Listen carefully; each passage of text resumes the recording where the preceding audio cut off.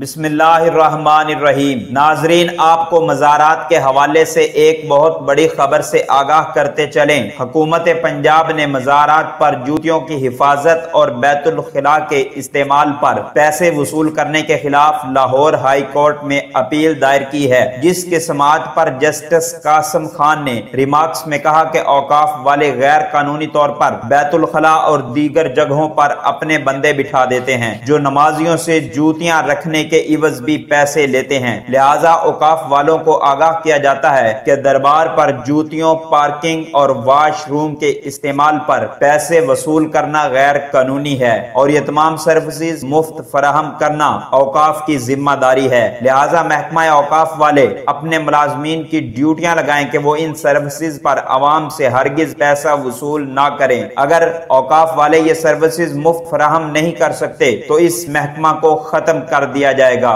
ناظرین، مزید اپڈیٹ کے لیے اس چینل کو سبسکرائب کر کے بیل آئیکن کو پریس کر لیں تاکہ آپ بھی اس چینل کا مستقل حصہ بن جائیں۔